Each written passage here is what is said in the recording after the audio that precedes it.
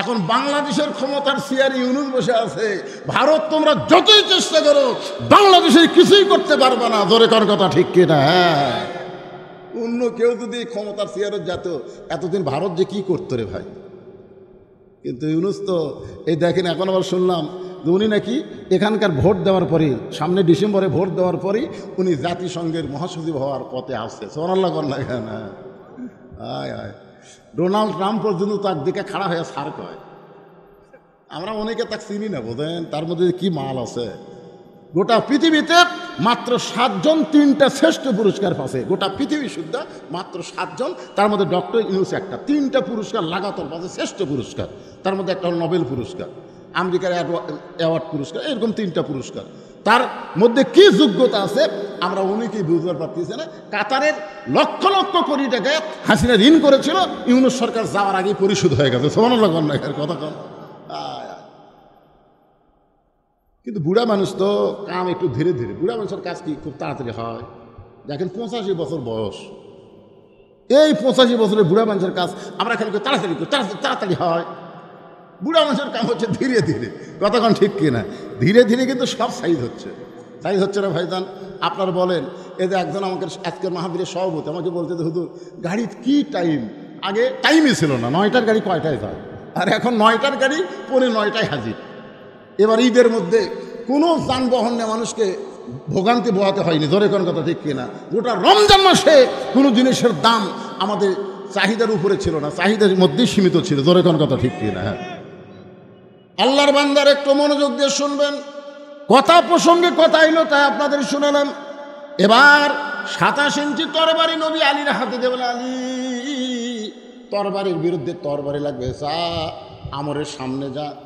সঙ্গে সঙ্গে হত আলী মারতেছে দৌড়। আল্লাহ রাসূল বলতেছে, আলী আমি তো মনে করছিলাম এই কথা শুনে তুই একটু ধীরে ধীরে যাবি, দৌড় আসকে। আলী বলতেছে, ইয়া রাসূলুল্লাহ আপনাকে হত্যা করার জন্য অনেক আগেই আমর রওনা দিয়েছে, আমি যদি আস্তে আস্তে যাই তাহলে আমর তো আরো অ্যাডভান্স করবে। এই জন্য জোরে দৌড় মারতেছি, আপনার পবিত্র চেহারা দেখার আগেই আমি আলী যেন আমরকে জাহান্নামে পাঠাবার পারি। জোরে কারণ সুবহানাল্লাহ। দেখছেন কি সাহস, যে আপনার পবিত্র চেহারা দেখার আগেই আমি যেন আমরকে জাহান্নামে পাঠাবার পারি। কি বলতেছেন ভাই? কিছু বলতেছেন? আবহাওয়া খারাপ,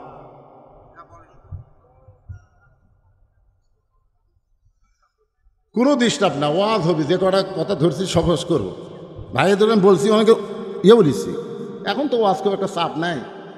আগে তো একদিনে নেতাদের 4-5টা মাহফিলে যাওয়া লাগতো, এখন তো সেই সময় নেই। বৈশাখ মাস, এই জন্য ভাইরা বসে বসে শুনতেছে। আর এই গ্রামেরই তো আপনি সন্তান নাকি?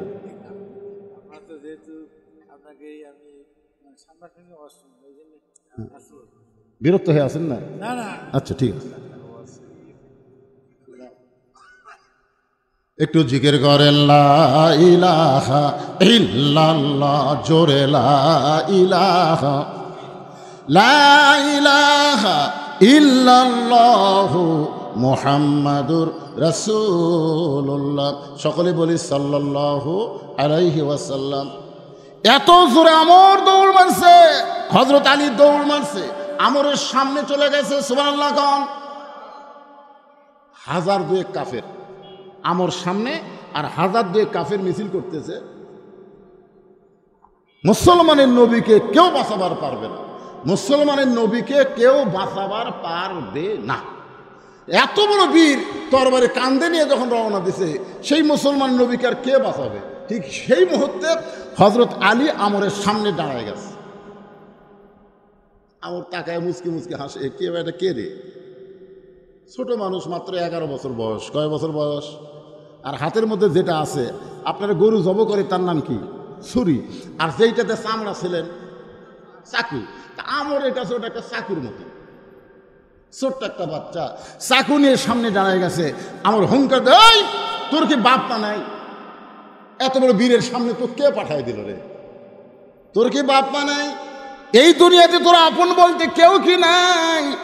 যত বড় বীরের সামনে তোরে পাঠিয়ে দিল। সঙ্গে সঙ্গে হযরত আলী আল্লাহর কোরআন থেকে একটা আয়াত পড়ে ওই চাকুর আগায় একটা ফু দিয়া আমরের সামনে একটা দাগ দিলেন। জোরে কোন সুবহানাল্লাহ। পবিত্র কোরআন শরীফের একটা আয়াত ওই চাকুর আগার উপর একটা ফুৎকার দিয়া ওই চাকু দিয়ে আমরের সামনে একটা দাগ দিয়ে বললেন, তুই কত বড় বাপের বেটা, আল্লাহর নবী তো দূরের কথা, এই দাগটা ডেঙ্গায় তুই এক ধাপ সামনে যা। ধরে খান সুবহানাল্লাহ। কথাটার দিকে খেয়াল করবেন, তুই কত বড় বাপের বেটা, তুই নবীক মারবি? নবীক তো মারা দূরের কথা, খালি যে দাগটা দিলাম, এই দাগটা ডেঙ্গায় তুই এক ধাপ সামনে যা। সঙ্গে সঙ্গে ওই কথার দ্বারা আমরের বুকের মধ্যে এমন একটা ভীতি সঞ্চার হয়েছে। আলীর হাঁককে বলা হয় হায়দারি হাঁক। ধরে কন কি হাঁক? আলী হায়দার। হয়তো আলীর কিন্তু আর একটা নাম ছিল হায়দার। আলীর হাঁককে বলা হয় হায়দারি হাঁক। এত জোর হাঁক মারছে, কাফেরের বেটা, শয়তানের পাটা, তুই কত বড় বাপের বেটা, আল্লাহ নবীক মারবি, খালি দাগটা ডেঙ্গা, এখানে এক ধাপ সামনে যা। একটা হাঁকে গোটা দেহ থর থর করে কাঁপতেছে। সমস্ত কাফেরা বলে মারেন মারেন। ছোট্ট একটা বাচ্চা কি কয়, আর সেইটা শুনে আপনি কেন ব্রেক করলেন? মারেন মারেন। সবাই যখন মারেন মারেন বলতেছে, এমন সময় আমর 3.5 ওজনের তরবারি ঘাট থেকে নিয়ে আলীকে ভয় দেখানোর জন্য যখন মারছে, ইত্তাকু ফিরাসাতাল মুমিনিনা ফাইন্নাহু ইয়ানজুরু বিনুরিল্লাহ। অতালি তাকায় দেখে ওই 3.5 ওজনের তরবারি, ওইটা তরবারি নাই, ওটা আল্লাহ বানায় দিছে কাঠের তক্তা।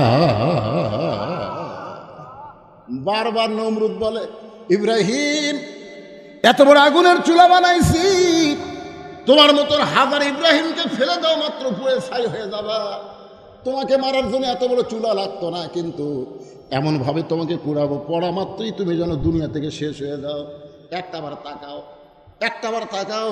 কিন্তু আমাদের জাতির পিতা হযরত ইব্রাহিম নমরুদের চুলার দিকে একটাবার তাকায় না। আল্লাহ বলে, ইব্রাহিম একটাবার তাকাও। বারবার যখন তাকাবার বলে তুমি তাকাও। এবার আমাদের জাতির পিতা আল্লাহর কথা মতো তাকায় দেখে আগুনের চুলা নাই, আল্লাহ শান্তির বাগান বানায়া দিছে। বারবার ফেরাউন বলে, মুসা 3 দিকে আমরা সৈন্য সামন্ত দাঁড়ায় গেছি, পলানোর কোনো রাস্তা নাই, একটা রাস্তা, সেইটা হলো সাগর। তুমি এখন সাগর ছাড়া তোমার বাঁচার আর কোনো পথ নাই। 3 দিকে আমরা সৈন্য দাঁড়িয়ে গেছি অস্ত্র নিয়ে, এখন তুমি কেমনে পলায়ে যাবে? আল্লাহ বলে, মুসা রে, বারবার ফেরাউন তোকে সাগর দেখায়, একটাবার তাকায় দেখো। মুসা নবী তাকায় দেখে হাতের লাঠি লাগাতে ওই সাগর নাই, আল্লাহ 12 লাইন রাস্তা বানায়া দিছে।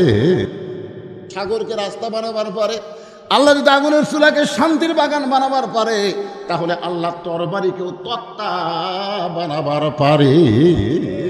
আল্লাহ ইচ্ছা করলে ওই ভারতের অ্যাটম বোমাকে বাংলাদেশের মুসলমানের জন্য মিষ্টি ভাঙ্গি তরমুজ বানাবার পারে। জোরে কর কথা, ঠিক কেনা কথা বলেন? এত অস্ত্র এরা বানাচ্ছে, আর মনে করতেছে যে একটা উগ্রপন্থী নেতা মাঝে মধ্যে হুমকি মারে। কিছুদিন আগে থেকে মিঠুন চক্রবর্তীও একটা হুমকি মারছে যে বাংলাদেশকে দখল করতে নাকি 15 মিনিটই লাগবে। হ্যাঁ, নরেন্দ্র মোদী আর একটা নেতা, হ্যাঁ শুভেন্দু ওই মাথা এবারে এই দিক দিয়ে ঢুকবে, এই দিক দিয়ে বাড়াবে। আমিও ওয়াজের মধ্যে বলে দিছি, ভাই আমার ওয়াজ তো খালি ওয়াজ হয় না, এগুলো রেকর্ড হয়। আমি বলে দিছি, যদি ভারত ভুল করে আমাকে দেশে ঢোকে, আমাকে ছেলেদেরকে বলবো তোমাকে অস্ত্র লাগবে না, খালি 2.5 হাত একটা করে লাঠি আর একটা করে খুর। ওরা যেই ঢুকবি বিসমিল্লাহ কয়ে লাঠি দিয়ে পায়ে ধরবে, কারণ শহীদ প্রেসিডেন্ট জিয়াউর রহমান আল্লাহর উপর অবিচল আস্থা আর বিসমিল্লাহির রহমানির রহিম দিয়ে সংবিধানের নিরপেক্ষতা দূর করে দিছে। ধরে কোন কথা ঠিক কিনা? তাহলে আমাদের হাতে লাঠি থাকবে, বিসমিল্লাহ কয়ে পায়ে ফেলে দেবো, আর খুর দিয়া কাটিয়ে দেবো, কিন্তু গোড়া কাটবো না, তাহলে আগা কাটা সন্ন্যতে খাতনা করে দেবো। এই ওয়াজটা আবার ভারতের মধ্যে চলতেছে খুব বেশি। আমার এই ওয়াজটা আর ভারতের বাঙালির খুব শুনতেছে। কি মনে করতেছেন? মুসলমান নিজের শক্তিতে লাগে না, মুসলমানের পাওয়ার হচ্ছে ইমান, মুসলমানের পাওয়ার হচ্ছে আল্লাহ। ধরে কোন কথা ঠিক কিনা? 3.5 ওজনের তরবারি, কাঠের তক্তা। আপনারা বলেন, তরবারি যদি কেউ তক্তা দেখতে পায়, তার মধ্যে আর কোনো ভয় থাকে? আলী বারবার তাকায় দেখে আমার হাতে তরবারি, ওর হাতে তক্তা। নিজেরটা দেখতেছে তরবারি, ওরা দেখছে তক্তা, আর ভয় আছে? এক লাফে তরবারির উপরে উঠছে, এক লাফে তক্তা মনে করে লাফ দিয়ে উঠছে, উঠে বিসমিল্লাহ কয়া। আমরের ঘাড়ও হলো 27 ইঞ্চি, আলীর তরবারি হলো 27 ইঞ্চি। যে খাপে খাপে মিহিল খেলে লাগাইছে, সঙ্গে সঙ্গে দেহ একদিকে, মাথা একদিকে বিচ্ছিন্ন হয়ে যায়। সঙ্গে সঙ্গে সমস্ত কাফের মারছে দৌড়। এমন সময় আল্লাহর নবী এসে বলতেছেন, আলী ওয়াসাদুল্লাহিল গালিব, আলী তুমি শুধু আলী না, তুমি হইলা আল্লাহর সিংহ। আলী আমার বুক তাই। নবী আলীকে বুকের মধ্যে নিছে, আলী খালি কানতেছে আর বলতেছে, হুজুর আল্লাহ শপথ করে বলতেছি আমি কিন্তু মারিনি, আপনি যতই ক্ষণ আমি কিন্তু মারিনি হুজুর, আমি খালি ঘাড় ঠেক আছি। আল্লাহর শপথ করে বলতেছি হুজুর আমি কিন্তু মারিনি, খালি ঠেক আছি। আর দুই ভাগ হয়ে গেল। রাসূল শাহাদাত আঙ্গুল তুলে বলেন, আলী যেই কথা আমার সামনে বলেছিস যে আমি কিন্তু ঠেক আছি মারিনি, এ কথা তো কারোর সামনে বলিস না, এ কথা কারোর সামনে বলিস না। আলী কই, হুজুর কেন, বলার দরকার নেই, মানুষ যেটা জানে সেটা লেগে থাক। আলী বলতেন যে হুজুর তাহলে কি কোনোদিন বলতে পারবো না? রাসূল বলেন, তোকে বলা লাগবে না, আমি একদিন সময় সুযোগ পাইলে বলবো। বাদানকে একটু খেয়াল করেন, কামুজ দুর্গের দরজায় হ্যাঁচকা টান মারছে। হযরত আলী কামুজ দুর্গের দরজা জিহাদের ময়দানে হ্যাঁচকা টান মারছে, কারণ ঢাল পড়ে গেছে, ঢালটা না নিয়ে দৌড়ে গিয়ে কামুজ দুর্গের দরজায় হ্যাঁচকা টান মারছে। কাফের বেঈমান দেখতে পায়, দরজা লাগাইতে 100 জন লোক লাগে, খুলতে 100 জন লোক লাগে, আর সেই দরজা বানাইছে হাতের ঢাল। বিনা যুদ্ধে কাফেরা যখন জিহাদের ময়দান থেকে পালায়া যায়, এমন সময় সাহাবীরা নবীর কাছে এসে বলতেছে, ইয়া রাসূলুল্লাহ আজকের যুদ্ধে আমরা বিজয় হয়েছি, যুদ্ধ লাগে নাই শুধুমাত্র হযরত আলীর কারণে। নবীর কাছে এসে সাহাবীরা বলতেছে, হুজুর আজকের যুদ্ধে যুদ্ধ লাগেনি, আমরা বিজয় হয়েছি শুধুমাত্র হযরত আলীর কারণে। নবী আমার চমকে গেলেন, নাসরুম মিনাল্লাহি ওয়া ফাতহুন কারীব ওয়াবাশশিরিল মুমিনিন ইজা জাআ নাসরুল্লাহি ওয়াল ফাত। কোন যুদ্ধের বিজয় আল্লাহর সাহায্য ছাড়া হয় না। 2000 ছাত্র জনতা জীবন দিল আর হাসিনা পলায় গেল, তা কিন্তু নয়, এর মধ্যে অবশ্যই আল্লাহর সাহায্য আছে। জোরে কথা কন না কেন ভাইজান, কি বুঝতেছেন? এক পুলিশের আইজি স্বরাষ্ট্রমন্ত্রীকে একটা ভিডিও দেখাচ্ছে যে স্যার আপনি বলেন যে এত গুলি করা হয়, এরা সরে না কেন? এত গুলি করা হয়, এরা দৌড় দেয় না কেন? দেখেন অবস্থাটা, দেখেন ভিডিও দেখাচ্ছে, দেখেন এই দেখেন গুলি করি, একটা পরে ওটি আবার 2 জন এসে খাড়া হয়। আপনার বলেন তো একটা একজনের মৃত্যু দেখে সব ভয় দৌড় দিবে না? কতক্ষণ দৌড় দিবে না? দৌড় দিচ্ছে না, মানে একজন মরিছে আর একজন মরার জন্য ওই ফাঁকা জায়গায় দাঁড়ায় যাচ্ছে। এটা কোনো মানুষের দ্বারা হয় না, এটা আল্লাহর সাহায্য, এই ঈমানের কারণে হয়েছে। ধরে কোন কথা ঠিক কিনা? হ্যাঁ, এটা বিশ্বাস করা লাগবে। অনেক ছাত্ররা কয় আমরা জীবন দিছি এই কারণ। না বাবা, একটু মনোযোগ দিয়ে শুনবেন। আল্লাহ রাসূল বললেন, আলী কোথায়? কিছুক্ষণ পরে হযরত আলী যখন নবীর সামনে দাঁড়াইল, রাসূল বলেন, আলী খবর কি? আলী বলতে, হুজুর আপনি শোনেননি, জিহাদের ময়দানে ঢাল পড়ে গেছে, আমি উপরে ঢাল না নিয়ে এক দৌড়ে গিয়ে কামুজ দুর্গের দরজা হ্যাঁচকা টান মারছি, ওই দরজা আমার হাতের ঢাল দেখে কাফেরা ভয়ে পালাই গেছে, আমি দরজা ফেলা দিয়েছি হুজুর, 80 গজ দূরে গিয়ে পড়ছে। রাসূল বলতেছে, ঠিকই তাই নাকি? আলী বলতেছে, বিশ্বাস হচ্ছে না? তাহলে চলো যাই তো। নবী আলীর সঙ্গে গেছে, বলে কোথায় দরজা? ও যে পড়ে আছে, দেখে যাও। হয়তো আলী নবীর সাথে করে নিয়ে যেতে দরজার কাছে গেছে, দরজা এরকম আলোক করতে চাই, নিজেই নড়ে কিন্তু দরজা নড়ে না। আলী বলতেছে, ইয়া রাসূলুল্লাহ যেই দরজা হ্যাঁচকা টান মারলাম, যে দরজা আমার হাতের ঢাল হলো, সে দরজা ফেলে দিলাম, 80 গজ দূরে গিয়ে পড়লো। এখন দরজা নড়াবার চাই, নিজে নড়ি কিন্তু দরজা নড়ে না। কারণ কি? রাসূল বলে, আলী রে তুমি একদিন স্বীকার করেছিলে আমি মারি নাই, আমি শুধু ঘাড়ে ঠেকাইছি। আমি সেদিন বলেছিলাম চুপ করো, এই কথা দুনিয়ার কাউকে বলো না, আজকে শোনে নাও। মুসলমান যেগুলো কাজ করে একলা করে না, তার সঙ্গে আমার আল্লাহ থাকে। তুমি যখন ঢাল না তুলে হ্যাঁচকা টান মারছে, তখন তুমি একলা টানো নি আলী, তোমার হাতের সাথে আল্লাহর কুদরতি হাত ছিল। তুমি যখন দরজা ফেলে দিয়েছ, তখন তুমি একলা ফেলে দাও নাই, তোমার হাতের সাথে আল্লাহর কুদরতি পাওয়ার ছিল। কিন্তু এখন তুমি একলা হয়ে গেছো, এখন আর দরজা নড়াবারও পারতেছে না। এই জন্য মুসলমান যারা হব, কোনো বিজয়ে কখনোই মনে করব না যে আমাদের দ্বারা বিজয় হয়েছে। অবশ্যই বিজয়ে আল্লাহর রহমত ছিল। জোরে কোন কথা ঠিক কিনা? যার প্রমাণ হলো সূরা নসর, ইজা জা আনাসরুল্লাহি ওয়াল ফাত ওয়া রাআইতান নাস ইয়াদখুলুনা ফি দীনিল্লাহি ইল্লাল্লাহি আফওয়াজা ফাসাব্বিহ বিহামদি রাব্বিকা ওয়াস্তাগফির ইন্নাহু কানা তাওয়াবা। হুসাইন বলে, রে এইদের সামসারা, আমার মা শুধু খাতুনে জান্নাত নয়, আমার মা হলো ফাতেমা তো জোহরা। আমার মায়েদের জন্য কিছু ওয়াজ করা লাগবে। আর আমার মনে করবে হুজুর খালি পুরুষদেরই ওয়াজ করে গেল, জিহাদের ওয়াজ করে গেল, কিন্তু মা বোনদের ওয়াজ করলো না। আমার মা বোনার শোনেন, হুসাইন কিন্তু ইয়াজিদের লোকদেরকে বলতেছে, আমার মা শুধু খাতুনে জান্নাত নয়, আমার মা হলো ফাতেমা তো জহুরা। এখন আপনারা বলেন তো জহুরা মানে কি? আমার মা শুধু খাতুনে জান্নাত নয়, আমার মা হলো ফাতেমা তো জহুরা। জহুরা শব্দের অর্থ আপনার জানলে আমাকে লম্বা ওয়াজ করা লাগতো না। একটু মনোযোগ দিয়ে শোনেন, মা বোনদেরকে বুঝাতে হয়। মরদ মানুষে জানেন না তো মেয়েরা জানবে কেমনে? গভীর রাত্রে আল্লাহর নবী ঘুম থেকে চেতন পাইছে। চেতন পাওয়ার কারণ হলো খাদিজাতুল কুবরা। খাদিজাতুল কুবরা নবীর হাতটা বুকের মধ্যে নিয়ে কাঁদতেছে। রাসূল বলে, খাদিজা কান্দার কারণ? বলে, ইয়া রাসূলুল্লাহ, যে কোনো সময় আমার মৃত্যু হবে, যে কোনো সময়। মানে বয়স হয়ে গেলে মানুষ একটু মৃত্যুর কথা বেশি খেয়াল করে। কি মনে করতেছেন? একটা বয়সে মানুষ মরার কথা খেয়ালই করে না, কিন্তু তারাই বেশি মরতেছে। আপনার বলেন তো, এইবার ঈদ উল ফিতরের দিনে কত যুবক মারা গেছে আপনারা জানেন? খালি মোটর সাইকেল চালাতে গিয়ে অ্যাক্সিডেন্ট হয়ে 128 জন যুবক মারা গেছে, যেগুলো ফেসবুকে খবর পাওয়া গেছে। এছাড়াও তো আরও আছে, কিন্তু একটা বুড়াও তো মরেনি, একটা বুড়াও মরেনি এই মোটর সাইকেল চালাবার যা ব্যাখিয়াল মোশান। এই জন্য শোনেন, মৃত্যুর কথা খালি বুড়া হলে না, সবসময় খেয়াল করা দরকার। খাদিজাতুল কুবরা বলে, হুজুর যে কোনো সময় আমার মৃত্যু হবে, তো মরার আগে আমার জন্য কোনো খোঁজ খবরই নাই। তো আল্লাহ রাসূল বলেন, খাদিজা, আপনি যদি খোঁজ খবর নিবার চান তাহলে শোনেন, এই দুনিয়াতে 10 জন পুরুষকে আল্লাহ জান্নাতের সার্টিফিকেট দিছে। তার মধ্যে 1 নম্বর হল আবু বকর, 2 নম্বর ওমর, 3 নম্বর ওসমান। এরকম 10 জন পুরুষকে আল্লাহ জান্নাতের সার্টিফিকেট দিছে। আজকে শুনে নাও খাদিজা, 10 জন নারীকেও আল্লাহ জান্নাতের সার্টিফিকেট দিছে। সুবহানাল্লাহ না কেন? খাদিজা বলে, হুজুর আমি তো শুধু জানি পুরুষই 10 জন। রাসূল বলেন, না, নারীও 10 জন। পুরুষের মধ্যে 1 নম্বর হলো আবু বকর, আর নারীদের মধ্যে 1 নম্বর হলো খাদিজাতুল কুবরা। ধরে কোন সুবহানাল্লাহ। সঙ্গে সঙ্গে মা খাদিজা মুস্কি মুস্কি হাসতেছে। রাসূল বলে, খাদিজা হাসার কারণ? বলে, এতদিন মনে করতাম কোনো খবর নাই, কিন্তু আজকে এমন খবর দিলেন, জান্নাতি নারীদের 1 নম্বর যদি আমি হই, আনন্দে আমার বুকটা ভরে যায়।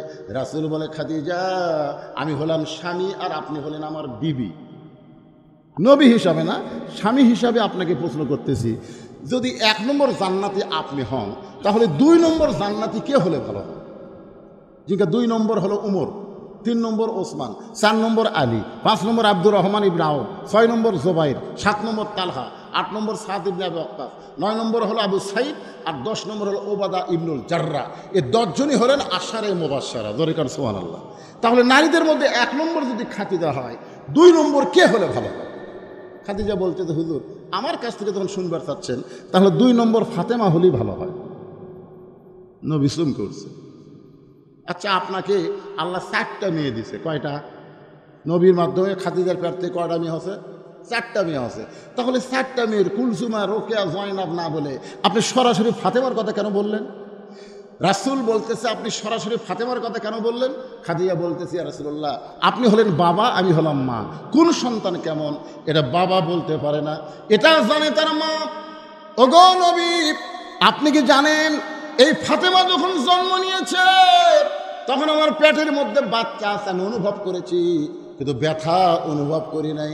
এই ফাতেমা যখন প্রসব হয়েছে, আমার বাচ্চা দুনিয়াতে জন্ম নিল, এটা আমি বুঝতে পেরেছি, কিন্তু আমার কোনো প্রসব বেদনা হয় নাই। আমি আশ্চর্য হয়ে যখন মেয়েটার দিকে তাকাইলাম, তাকাই দেখি তার 2টা হাত ইজ্জতের উপর দিয়া জন্ম নিয়েছে। আমি মা হইয়াও তার ইজ্জত পর্যন্ত দেখতে পারি নাই। সেদিন থেকে আমার মনের বড় চাহিদা। 1 নম্বর যখন আজকে আপনি আমাকে ঘোষণা করলেন 2 নম্বর ফাতেমা হলে ভালো হয়, রাসূল চোখের পানি বের করে বললেন, খাদিজা, আপনার ফাতেমা তো জান্নাতি নয়, আপনার ফাতেমা হলো জান্নাতি নারীদের নেত্রী। আপনারা তো সুবহানাল্লাহ বললেন, খাদিজার সুবহানাল্লাহ হয় না। রাসূল বলে, খাদিজা, আপনার মেয়ে হলো জান্নাতি নারীদের নেত্রী। এটা শোনার পর আপনি খুশি না বেজার? বলে, হুজুর এখনো তো ফাতেমা জানে না। এই আমাদের মধ্যে গল্প হচ্ছে, এটা তো ফাতেমা জানে না। একটা কাম করেন, আমাকে আপনি নেত্রী বানান আর ফাতেমা 1 নম্বর জান্নাতি থাকে। আল্লাহ রাসূল বললেন আপনি নেত্রী হবেন, ফাতেমা হবে 1 নম্বর। আপনি জানেন না হুজুর, মেয়েদের মধ্যে এই নেতৃত্বের লড়াই খুব বেশি হয়। একটা বাড়িতে দেখবেন বেটার বউ আর শাশুড়ি, এই দুইজনের মধ্যে গণ্ডগোল হবে। বেটা আর শ্বশুরের মধ্যে কোনো গণ্ডগোল হবে না। আপনার কোনোদিন শোনেন নাই যে জামাই শ্বশুরের যুদ্ধ, কোনোদিনও শুনবেন না। আপনারা শুনবেন বউ শাশুড়ির যুদ্ধ। জোরে কোন কথা ঠিক কিনা? বউ শাশুড়ির যুদ্ধ হবে, জামাই শ্বশুরের যুদ্ধ হবে না। কারণ পুরুষে পুরুষে এত হিংসা নাই তার নারীদের মধ্যে আছে। জোরে কোন কথা ঠিক কিনা? দেখেন কি হিংসা হাসিনার, মিথ্যা একটা দোষ দেয়া, এতিমের মাল আত্মসৎকার করেছে 2 কোটি টাকা, এই জন্যে বিনা দোষে তাকে জেলের মধ্যে দিল দেশনেত্রী বেগম খালেদা জিয়াকে। জোরে কোন কথা ঠিক কিনা? বিনা দোষ। অথচ টাকা এখনো ব্যাংকে পড়ে আছে, 2 কোটি টাকা এখন 8-9 কোটি টাকা হয়ে গেছে। অথচ বিনা দোষে একটা তার জন্য কত দরখাস্ত করা হয়েছে বিদেশে চিকিৎসার জন্য, দেয়নি। হিংসা যে আমি যদি তাকে ছেড়ে দিই ভালো হয়, তাহলে একদিন তো সে নেত্রী হবে, আমার অবস্থা কি হবে? আজকে খবর কি বাবা? আল্লাহ রাসূল বললেন খাদিজা আমি হলাম ঘোষণাকারী, দেওয়ার মালিক হচ্ছে আল্লাহ, দেওয়ার মালিক হচ্ছে আল্লাহ। সঙ্গে সে খাদিজা বলতেছি ইয়া রাসূলুল্লাহ, তাহলে কোন আমলের কারণে আমি হলাম 1 নম্বর জান্নাতি আর ফাতেমা হলো জান্নাতে নেত্রী? যতক্ষণ পর্যন্ত না বলবেন ততক্ষণ আপনার হাত আমি ছাড়ব না। সঙ্গে সঙ্গে রাসূল বলে খাদিজা আমি বুঝবার পারছি আপনি মনে মনে কষ্ট পাইছেন, তাহলে শোনেন কত বছর বয়স আপনি ঈমান গ্রহণ করেছেন? খাদিজা বলে রাসূলুল্লাহ 55 বছর বয়স ঈমান গ্রহণ করেছি। আল্লাহ নবী বলে খাদিজা ঈমান গ্রহণ করার আগে আপনি কি ছিলেন? খাদিজা বলতে হুজুর ঈমান গ্রহণ করার আগে আমি কাফের ছিলাম।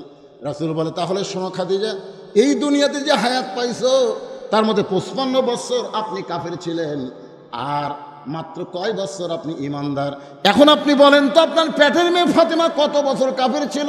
খাদিজা বলতেছে জান্নাতি জান্নাতি, ফাতেমা জন্মসূত্রে জান্নাতি হয়ে জন্মগ্রহণ করেছে। রাসূল বলে খাদিজা তাহলে আপনি 55 বছর কাফের আর আপনার মেয়ে জন্মসূত্রে জান্নাতি। এখন বলেন তো এই দিক দিয়ে কে জিতে গেল? খাদিজা বলতে যে হুজুর এখানে তো ফাতেমাই জিতে যায়।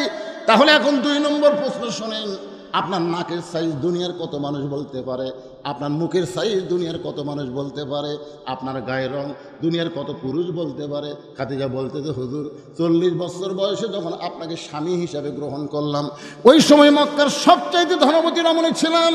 এই ধনবতী রমণী হওয়ার পিছনে কারণ হলো আমার অনেকগুলো ব্যবসা ছিল।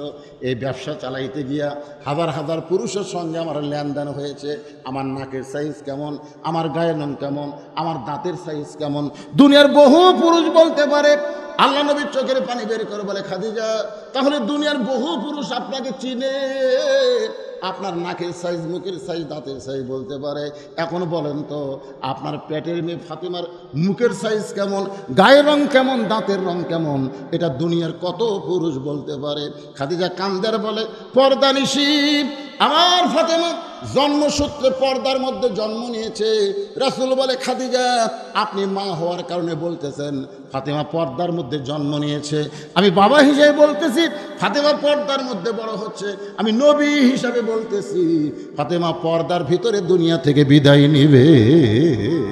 যারা হজ করেছেন, জান্নাতুল বাকি যারা জিয়ারত করেছেন, বাজান বিশ্বাস করেন অনেকবার জান্নাতুল বাকির মধ্যে ঢোকার তৌফিক আমাকে দিয়েছে, কিন্তু পূর্ব কোনায় কোনোদিন পুলিশ যাওয়ার দেয় না।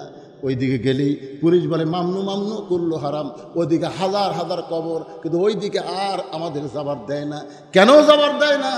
যখন শুনতে পাইলাম, জানতেও পারলাম ওই কোনার কোনো এক জায়গায় নবীর কলিজার টুকরা ফাতেমার কবর রয়েছে, আর ফাতেমার কবর রয়েছে বলে কোন জায়গায় কবর, এই কবরের খবরও কেউ বলতে পারে না।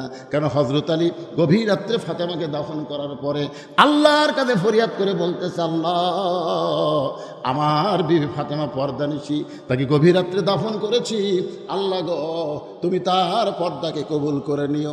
এ দোয়া করার পরে তাকায় দেখে সামনে কয়েকটা পুরাতন কবর দেখা যায়। এইমাত্র হযরত ফাতেমার কবর দেওয়া হয়েছে, সেই নতুন কবর আর নাই। গোটা জান্নাতুল বাকি হযরত আলী দৌড়ায় বলে ফাতেমার কবর, ফাতেমার কবর। কে যেন গায়েব থেকে বলতে চালি রে ফাতেমা হলো পর্দানিশী, আমি আল্লাহ জহুরা ডিগ্রি দিয়া ফাতেমার কবরটাকে কিয়ামত পর্যন্ত পর্দা করে দিয়েছি। আমার মা বোনদের জন্য বলবো, নেতারা লাঠি সোটা তরবারি নিয়ে নবীর বাড়ির চারিধারে ঘেরাও করে দাঁড়িয়ে আছে। আর ওই সময় আল্লাহ নবীকে বললেন এখন হিজরত করেন। এখন কি করেন? কতটা মনোযোগ দিয়ে শোনা লাগবে। হিজরত আপনারা বলেন তো, কাজ কি সহজ না কঠিন? সহজ না কঠিন? হাসিনা যখন ক্ষমতা ছিল হিজরত বোঝে, বিএনপিও বোঝে, জামাতও বোঝে, যারা বিরোধী দলে ছিল তারা সবাই হিজরত বোঝে। হিজরত মানে কি? আমি ওয়াজ করে টাঙ্গাইল থেকে বাড়িতে আসতেছি, ইতিমধ্যেই রাত তখন প্রায় 1:45। আমার বউ আমাকে কল করলো যে এখন আপনি কোথায় আছেন? এখন আজকে খুশির খবর হলো চমচম নিছি রে 2 কেজি। 2 কেজি চমচম নিয়ে বাড়ির দিকে আসতেছি। আমার বউ বলে চমচমের কথা বাদ দেন, সন্ধ্যার থেকে পুলিশ কিন্তু বাড়ির সামনে ঘুরতেছে, এখনো পুলিশ ঘোরাফেরা করতেছে। আপনি আর বাড়িতে আসেন না, আজকের দিন আপনি হিজরত করেন। আপনি কি করেন? বাড়িতে আর আসেন না। দুঃখের কথা কিন্তু হাসি নিয়ে বলতেছে। তখন আমি মোবাইল করে শ্বশুরকে বললাম, আব্বাজান আজকে তো অবস্থা খারাপ, পুলিশ ঘুরতেছে, তা আমি একটু আপনার বাসায় যাবার চাই। শ্বশুর কয় না, এই সময় আমার বাসাতে চলবি না, তোমার খোঁজে হয়তো আমার বাসাতে হতো, আমার ছেলে পেলে অষ্ট। এটার নাম হলো হিজরত। হিজরত বোঝেন আপনারা? নবীর বাড়ি চারধার ঘেরাও করলেন তরবারি নিয়ে, লাঠি নিয়ে। এমন সময় আল্লাহ বললেন, নবী গো আপনি এখন বাড়ি ঘর ছাড়েন। নবী বের হয়ে দেখলেন সবাই খালি লাঠি সোটা নিয়ে বাড়ির চারিধার দাঁড়িয়ে আছে। এমন সময় আল্লাহ নবী হযরত আলীকে বললেন, আলী আমার বিছনায় তোমাকে ঘুম পাড়তে হবে, আমার বিছনায় তোমাকে ঘুম পাড়তে হবে। ওরে তা মানে চাদর দিয়া। আলী বলতে যে হুজুর আমি যদি আপনার বিছনায় ঘুম পাড়ি তাহলে আপনি কি করবেন? নবী বললেন আজকে রাতে আমাকে হিজরত করা লাগবে, এ মক্কা থেকে মদিনায় যাওয়ার হুকুম আল্লাহ দিয়েছেন। আলী বলতেছে হুজুর আপনি কি বাহিরে খেয়াল করছেন? আপনি কি বাহিরে খেয়াল করছেন? বাহিরে মক্কার সব গ্রুপ লিডার একত্র হয়ে আপনাকে হত্যা করার জন্য লাঠি সোটা নিয়ে দাঁড়িয়ে আছে, আর এই সময় আপনি হিজরত করবেন। নবী বলতেছেন মা ইয়ান্তিকু আনিল হাওয়া ইন হুয়া ইল্লা ওয়াহয়ুন ইউহা। আমি নবী কিছুই করি না, আল্লাহ যদি করার হুকুম না দেয়। জোরে কান সুবহানাল্লাহ। তুমি কি মনে করতেছ যে লাঠি সোটা আমি দেখিনি? তুমি যেমন দেখছো আমিও তখন দেখছি, কিন্তু আল্লাহ যদি এখন হুকুম করে আমার তো করার কিছু নাই। আলী বলতে চাই বুঝলাম না, আপনার আল্লাহকে এখন পর্যন্ত আমি চিনবারই পারলাম না। এতদিন আপনার বাড়ি কেউ ঘেরাও করেনি, আর তখন আল্লাহ আপনাকে হিজরতের হুকুম দিল না। আজকে সবাই যখন লাঠি সোটা নিয়ে দাঁড়ায় আছে আর এখন আল্লাহ হিজরতের হুকুম দিচ্ছে, আমার মনে হয় যা কিছু করতেছে আল্লাহই করতেছে। আমি যে আয়াতে কারিমা তেলাওয়াত করছি আপনারা খেয়াল করছেন, আল্লাযী খলাকাল মাউতা ওয়াল হায়াতা। এখানে আল্লাহ বলতেছেন মৃত্যু এবং হায়াতের মালিককে। এই আয়াতের ব্যাখ্যায় বলা হয়েছে কেউ মারতে পারে না আল্লাহ যদি বাঁচায়, কেউ বাঁচাতে পারে না আল্লাহ যদি মারে। তাহলে আমরা যদি এইভাবে আয়াতের তাফসির করি তাহলে ফিলিস্তিন মুসলমানকে কে মারতেছে? এই দিক থেকে কয়ে দিছে আল্লাহ। তাহলে আমরা যে ঢাকা এটা ইয়া করতেছি, মার্চ করতেছি, এ যা করতেছি সে করতেছি, আন্দোলন করতেছি না, তাহলে কার বিরুদ্ধে করতেছি? ইসরায়েলের বিরুদ্ধে না আল্লাহর বিরুদ্ধে? হ্যাঁ না না, আমি ছোটবেলাতে একটা গান শুনছি, তখন গানটা বুঝিনি, কিন্তু এখন বয়স হচ্ছে তখন বুঝতেছি। মাটির পুতুল বানায়া তুমি করিলা বেহুশ, তুমি যেমনি নাচাও তেমনি নাচে পুতুলের দাও দোষ। তুমি সর্প হইয়া দংশন করো, ওজা হইয়া ঝাড়ো, তুমি চোরকে বলো চুরি করো, আবার পুলিশ হইয়া ধরো। গানের অর্থ কি? আমার এলাকায় এক বাড়ির খুব চুরি হলো, আমার এলাকায় তো বাড়িতে বললাম কে ভাই এভাবে চুরি হয়ে গেল, আপনার খবর কি? কয় হুজুর এই বছরে এত ভালো ঘুম আমার কোনোদিনও হয়নি, মানে আজকে এত ভালো ঘুম হচ্ছে, এরকম চুরি হয়েছে আমি বুঝবারই পারি। আচ্ছা যে চোর তাকে তো আমি চিনি।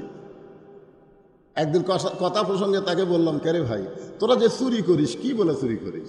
হুজুর চুরি করার আগে আমরা কমপক্ষে 100 বার আল্লাহ বলি আল্লাহ ধরা যান না পড়ি। চোরেরাও কিন্তু আল্লাহ বলে ধরা যান না পড়ি, তাহলে আল্লাহ চোরকে বলে চুরি কর আর বাড়িওয়ালাকে ঘুম পাড় না। এই কোরআনের আয়াত অনুযায়ী কেউ কাউকে মারতে পারে না আল্লাহ যদি না মারে, কেউ কাউকে বাঁচাতে পারে না আল্লাহ যদি না বাঁচায়। জোরে কোন কথা ঠিক কি না? হ্যাঁ, আমরা সারা জীবন কোরআনের তাফসীর করলাম, আলাম তারা কাইফা ফাআলা রাব্বুকা বিআসহাবিল ফিল আলাম ইয়াজআল কাইদাহুম ফি তাদলিল ওয়া আরসালা আলাইহিম তায়রান আবাবিল। কাবা ঘর ধ্বংস করতে ছিল আব্রাহা, আবাবিল পাখি দিয়া তাদেরকে আল্লাহ ধ্বংস করে দিল। বাইতুল মুকাদ্দাস আল্লাহর ঘর, এতদিন হলে ইসরায়েল বাইতুল মুকাদ্দাসকে জুতা পায়ে নাফাক করতেছে, অথচ আল্লাহ কিছুই করতেছে না, আল্লাহ ঘুম পাড়তেছে। তার মানে কি? মানে কোরআনই আছে, অবশ্যই সব ক্লিয়ার করে আপনাদেরকে দিয়ে দেবো ইনশাআল্লাহ। তার আগ দিয়ে এখান থেকে আমি আবার আলোচনা শুরু করব। ভাইরা কিছু বলে শুনবেন? মাশাআল্লাহ, একটু শোনাল হয়, লাইনত গেলে মাশাআল্লাহ এনারও শুনবে আলহামদুলিল্লাহ। এই রাস্তাঘাটে যারা আছে ভিতরে আসে না, বসো। কি একটা বিরক্ত পারে, এতক্ষণ পর্যন্ত মাহফিল পরিপূর্ণ হয় না।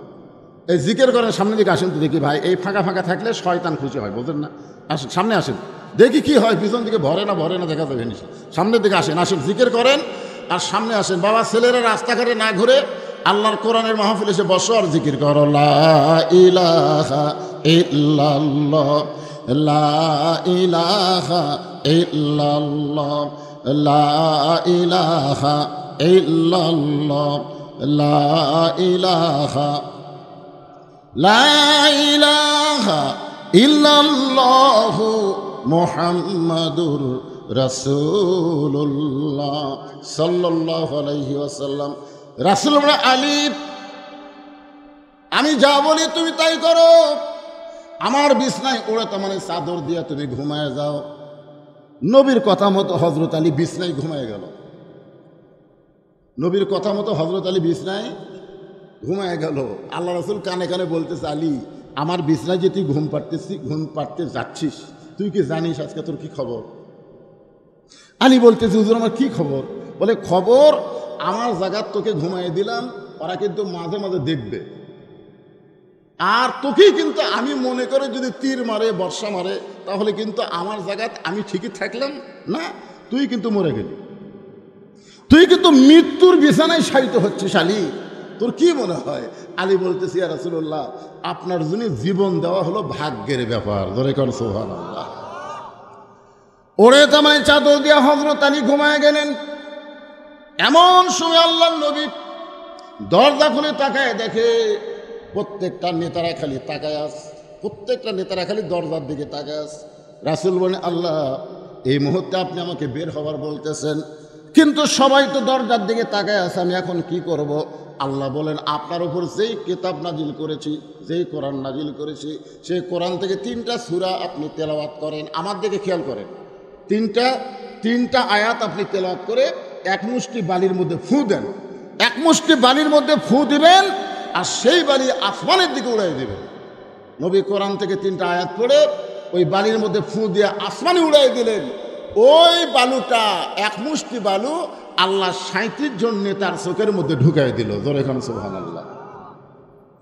37 জন নেতার চোখের মধ্যে যখন বালু ঢুকেছে, এমন সময় তারা হাতের অস্ত্র ফাইলা দিয়া, চোখের মধ্যে বালু ঢুকলে কেমন হয়?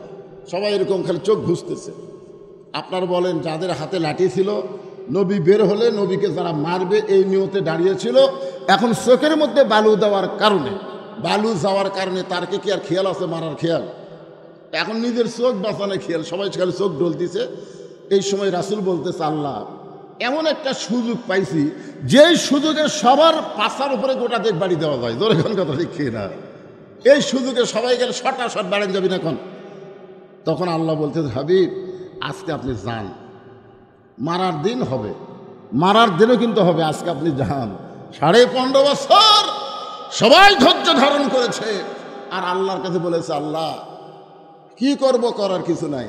আল্লাহ হয়তো বলেছে, ইন্নাল্লাহা মা'আস সাবিরিন, ধৈর্য ধরেন, পরিকল্পনা করেন, ধৈর্য ধরেন, চিন্তা ভাবনা করেন, ধৈর্য ধরেন, বাঁচার চেষ্টা করেন। ধৈর্যের মাধ্যমে কিন্তু বহু কিছু আছে, কিন্তু ধৈর্য ধরে আপনি তো খালি বসে থাকলে হবে না। এই যে ধৈর্য ধরে পরিকল্পনা করার কারণে যারা 41 সাল পর্যন্ত ক্ষমতায় থাকবার চাইছিল, আল্লাহ তাদেরকে 24 সালের 5 আগস্ট ক্ষমতার থেকে নামাই দিল। জোরে কোন কথা ঠিক কি না? আপনার বলেন তো, খালি ধৈর্য ধরেছিল? এর মধ্যে কিন্তু পরিকল্পনাও ছিল, পরিকল্পনা ছিল।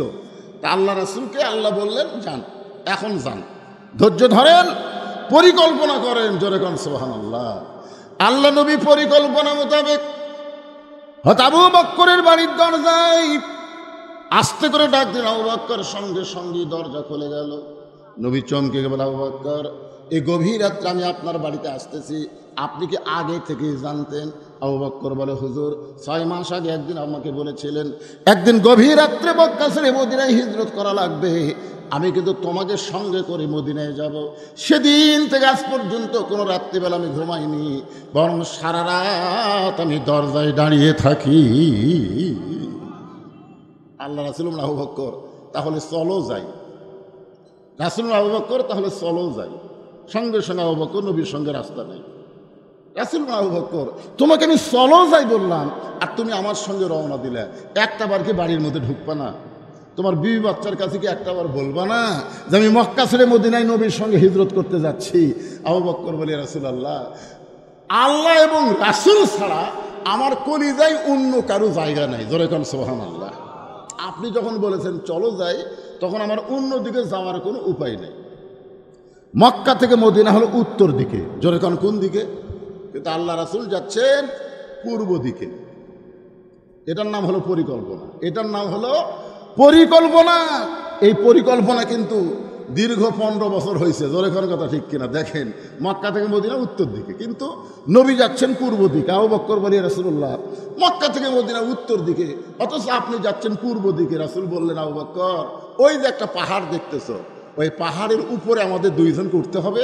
ওই পাহাড়ের উপরে একটা গুহা আছে, এই গুহার মধ্যে আমাদেরকে আত্মগোপন করা লাগবে।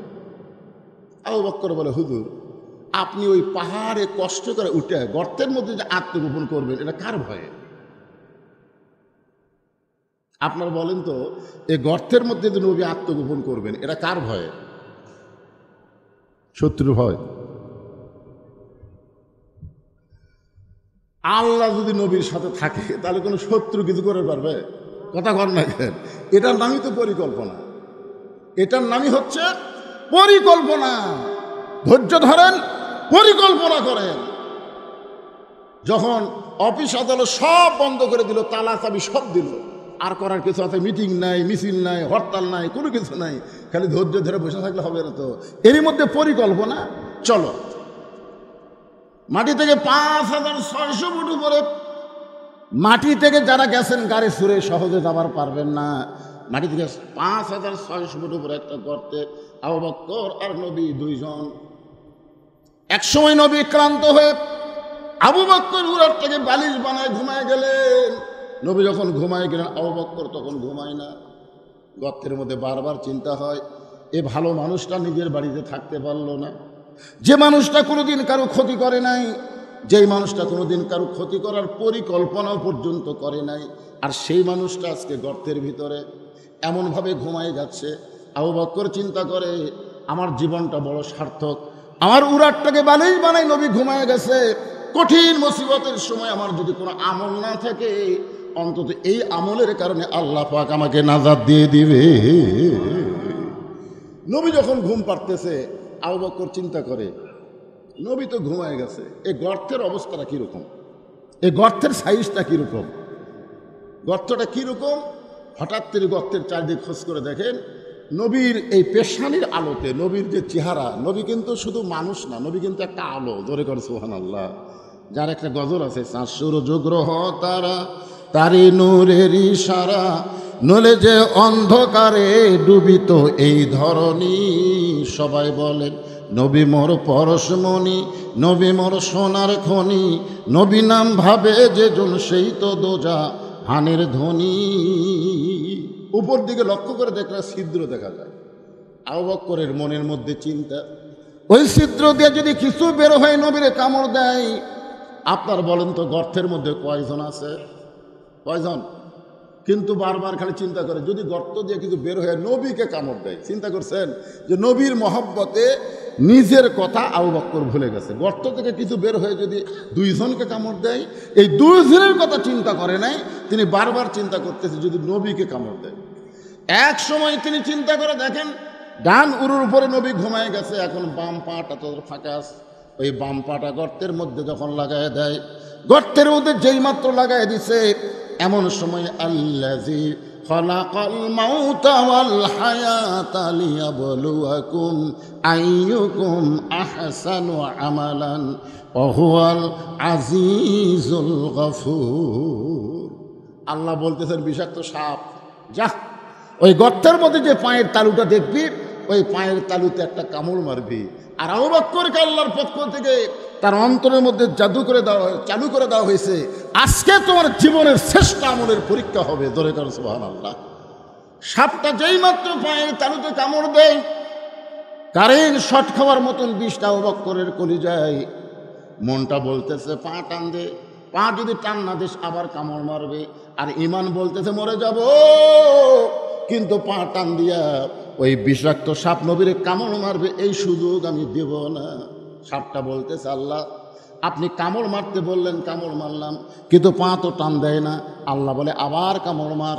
সাপটা যখন আবার কামড় মারছে, আবু বকর কান্দের বলে সাপরে তুই আবার কামড় মারলি, তুই যতই কামড় মার বিষের যন্ত্রণায় মরে যাব, কিন্তু পা টান দিয়ে নবীরে কামড় মারবি, এই সুযোগ তোরে দিব না। সাপটা বলতেছে আল্লাহ কামড় মারলাম, কিন্তু পা তো টান দেয় না। আল্লাহ বলে আবার কামড় মার। 5-5বার সাপটা কামড় মারছে, বিষের যন্ত্রণায় আবু বকর থর থর করে কাঁপতেছে। হঠাৎ এক ফোঁটা চোখের পানি নবীর গাল মোবারকে পড়েছে। নবী আমার চোখ খুলে দেখে আবু বকর কাঁদতেছে।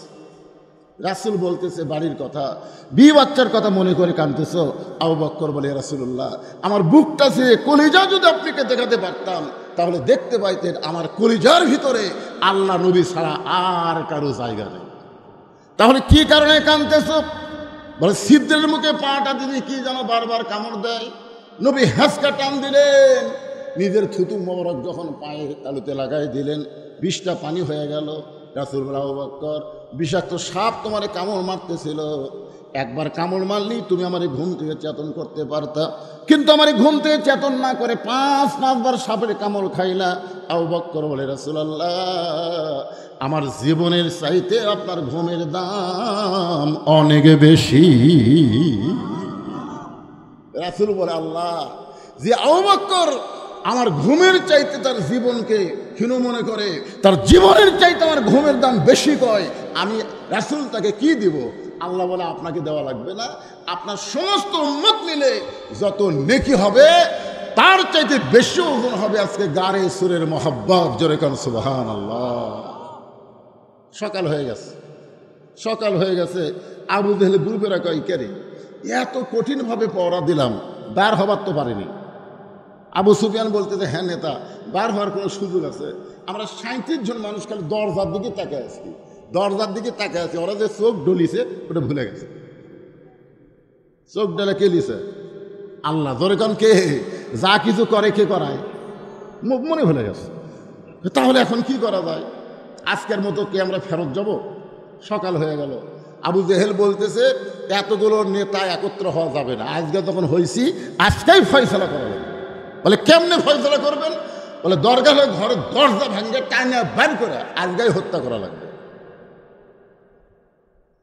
ঘরের দরজা খুলে তাকায় দেখে উড়ে তার চাদর দিয়ে ঘুম পাড়তেছে, ঘুম পাড়তেছে। আবার ঘুমের সাউন্ড শোনা যায়, নাকের সাউন্ড, ঘুমের সাউন্ড। আবু জেহেলের সাথে ছিল একটা ক্যাডার। এই যে 37 জনের মধ্যে একটা ক্যাডার, ক্যাডার বোঝেন না? দেখবেন নেতার চাইতে ক্যাডারের কিন্তু মোশন বেশি। নেতা জানে যে সামনে ইলেকশনে জনগণের মন জুগায় আমার পাশ করা লাগবে। দরকার কথা ঠিক কিনা? আর ক্যাডাররা কি? ক্যাডার কি? ক্যাডারকে কোনোদিন নেতা হওয়ার পারবে? লুঙ্গির মতোই দেখা যায় কিন্তু সিলাইবিহীন, তাকে বলা হয় গামছা, বুঝছেন? আর কতকগুলো নেতার কাছে এরকম দেখা যায় তারা হলো চামচা। গামছা কোনোদিন লুঙ্গি হয়? চামচা কোনোদিন নেতা হয়? তা উলিদ বিন মুগিরা হলো ক্যাডার, চামচা। ওর হাতে একটা বর্ষা ছিল, বর্ষা। এই বর্ষাটাই চাদরের উপর দিয়ে নবী মনে করে হত্যা করবে। আসলেই তো তাই, ঘুম পাড়তে দেখে নবী তো ঘুম পাড়তেছে এই মনে করে উলিদ বিন মুগিরার হাতে বর্ষাটা যখন আল্লাহ নবীকে বিশ্বাস করে নবী মনে করে যখন মারতে চায়, আবু বকর খফ করে বর্ষা ধরে বলতেছে পাগল, ঘুমন্ত মানুষকে মারা জায়েজ নাই। সুবহানাল্লাহ বলেন। আবু জেহেল ফতোয়া দিল ঘুমন্ত মানুষকে মারা জায়েজ নাই। উলিদ বিন মুগিরা বলে না নেতা, সারা রাত যার জন্য আমরা পড়া দিলাম, সারা রাত যাকে কেন্দ্র করে আমরা পড়া দিলাম, আমরা ঘুমাতে পারলাম না, আর এই বেটা আর আমি ঘুম পাড়ে, একে না মারা পর্যন্ত আমার শান্তি নেই। এবার আবার যখন বর্ষা মারতে চায়, আবু জেহেল খফ করে ধরে বলতে চাই, আমি যে নেতা, তুই কি আমার কথা মানবি না? আল্লাহ নবীর যত শত্রু ছিল, সবচাইতে বড় শত্রুর নাম হলো আবু জেহেল। সবচাইতে বড় শত্রুর নাম কি? শত্রুগুলো খেয়াল করবেন। আল্লাহ নবীর যত শত্রু ছিল, সবচাইতে বড় শত্রুর নাম হলো আবু জেহেল, আর সবচাইতে খারাপ শত্রুর নাম হলো উলিদ বিন মুগিরা। বড় শত্রু আর খারাপ শত্রু দুইটা কি এক? দুইটা কিন্তু এক না। শোনেন, খারাপ শত্রু তাদের দ্বারা মানুষের কত ক্ষতি হয়, আর বড় শত্রু দিয়ে কত ক্ষতি হয়, আলোচনাটা একটু শুনলেই বুঝতে পারবেন কারা বড় শত্রু। আমাদের বড় শত্রুকে ভারত, আমাদের বড় শত্রু আমেরিকা, না আমাদের বড় শত্রু আমাদের মধ্যেই আছে। এটা আমাদেরকে চিহ্নিত করা দরকার। জোরে ঘর কথা ঠিক কিনা? হ্যাঁ, চিহ্নিত করা দরকার। আমরা অনেক সময় বলি ভারত আমাদের শত্রু, আমেরিকা আমাদের শত্রু, এ আমাদের শত্রু না। শত্রু কে? আজকে ইসরায়েল মুসলমানের শত্রু, এটা আমরা জানি, কিন্তু ফিলিস্তিনকে মারার জন্য ইসরায়েলকে পাম পট্টি কে লাগাচ্ছে, এটা আপনার খোঁজ করলে বুঝতে পারবেন। আজকে ভারত যে হারে মুসলমানদের হত্যা করতেছে, মসজিদ ভাঙতেছে, মাদ্রাসা ভাঙতেছে, আর ভারতের নরেন্দ্র মোদী এখন সৌদি আরবে ঘুরতেছে। ধরে কোন কথা ঠিক কথা বলেন? জানেন না আজকে মোদী কোন জায়গা? ওরে এরা জানি না। হ্যাঁ, চলে যাচ্ছে, গেছিল তো, গেছিল তো, ঠিক আছে, চলে আসার খবর আমি জানি না, কিন্তু গেছিল তো। আচ্ছা, এটা কি মসজিদ ভাঙ্গার পরে গেছিল না আগে? পরে। হ্যাঁ, সেটাই আপনাকে জানতে চাচ্ছি যে মসজিদ মাদ্রাসা ভাঙ্গার ওয়াকফ বিল বাতিল করার পরেই তো গেছিল। জোরে কর কথা ঠিক কিনা? কোন দেশত গেছিল? সৌদি আরব কি আছে? সৌদি আরবে কি আছে? যেখানে আল্লাহর ঘর মক্কা, যেখানে নবীর রওজা মদিনা, আর সেই জায়গায় মোদীকে আমন্ত্রণ জানায়, যেখানে ভারতের অসংখ্য মুসলমানকে তারা কিভাবে নির্যাতন করতেছে, ওরা কি দেখতেছে না? তাহলে শত্রুকে একটু মনোযোগ দিয়ে শুনবেন। আল্লাহ নবীর সবচাইতে বড় শত্রু আবু জেহেল, সবচাইতে খারাপ শত্রু হল উলিদ বিন মুগিরা। এমন খারাপ শত্রু, নবী যখন কোনো জায়গায় কোনো সাহাবীর মধ্যে ওয়াজ করতেছে, উলিদ বিন মুগিরা সাইড দিয়ে যাচ্ছে আর বলতেছে, ও মুসলমানের নবী, আপনি যদি এতই ভালো হবেন, যে জন্মের আগে আপনার বাপ মরল কেন? আপনারা বলেন, এটা একটা কথা? উলিদ বিন মুগিরা নবীকে বলতেছে, আপনি যদি এতই ভালো হবেন, তাহলে জন্মের আগে আপনার বাপ মরল কেন? আচ্ছা, জন্মের আগে বাপ মরছে, এটা কি নবীর দোষ? কথা কয় না পারে, নবীর দোষ? কেউ যদি বলে, হুজুর আপনি এতই ভালো বক্তা হবেন, তা আপনি কালো হলেন কেন? আপনারা বলেন যে আমি যে কালো, এটা কি আমার দোষ? তাহলে দেখেন এইরকম কথা কারা বলবে? আল্লাহর চোখ দিয়ে দর দর করে পানি পড়তেছে। শিশুকালে মইরা গেছে মা, গর্বে থাকতে মরছে পিতা, নবী চোখে দেখলেন না। কে করিবে লালন পালন, কে দিবে সান্ত্বনা, এই দুনিয়ার বড় এতিম নবী ছিলেন একজনা। নবীর চোখ দিয়ে যখন দর দর করে পানি পড়তেছে, আল্লাহ বলে, হাবিব, উলিদ বিন মুগিরার কথা শুনে আপনি কষ্ট পাইছেন, আপনার চোখ দিয়ে পানি পড়তেছে, আপনি কি উলিদ বিন মুগিরাকে চিনেন? রাসূল বলতেছে, আল্লাহ চিনবো না কেন, সে হলো মুগিরের বেটা উলিদ। আল্লাহ বলতেছে, না হুজুর, সে মুগিরের বেটা উলিদ নয়, সে হচ্ছে উতুল্লিম বাদা জালিকা জানিম। দুনিয়ার সমস্ত মানুষ জানে যে মুগিরের বেটা উলিদ, কিন্তু সে মুগিরের বেটা উলিদ নয়, সে হচ্ছে জারদ সন্তান। রাসূল বলেন, আল্লাহ আমার অন্তরে কষ্ট দিছে বলে সে জারদ সন্তান। সে কি জারদ সন্তান? আল্লাহ বলেন, হাবিব, শুধু উলিদ বিন মুগিরা নয়, কিয়ামত পর্যন্ত আপনার বিরুদ্ধে যারা কথা বলবে তারাই জারদ সন্তান হবে। এখনো যারা আমাদের নবীর বিরুদ্ধে কথা বলে, তারা কি কথা কন না কেন? আল্লাহর কোরআনকে আপনারা বিশ্বাস করবেন না? তাহলে উতুল্লিম বাদা জালিকা জানিন শুধু কোনো কালের জন্য কোনো ব্যক্তিকে লক্ষ্য করে না, কিয়ামত পর্যন্ত নবীদের বিরুদ্ধে যারা কথা বলবে, আলেম ওলামাদের বিরুদ্ধে যারা কথা বলবে, আল ওলামা ওয়ারাসাতুল আম্বিয়া, নিশ্চয় আলেম হচ্ছে নবীদের ওয়ারিস, এদের বিরুদ্ধচারণ যারা করবে, বুঝবেন তাদের জন্মের ঠিক নাই। তোর এখন কিসের ঠিক নাই? এই কথা কি আমার না আল্লাহ? আল্লাহ। কিছুদিন পরে নবী যখন আবার সাহাবীদের নিয়ে আলোচনা করতেছেন, উলিদ বিন মুগিরা আসতেছে। নবী তো বুঝবার পারছে আর কামি হলো আমাকে কষ্ট দেওয়া, এর কামি হচ্ছে আমার অন্তরে আঘাত করা।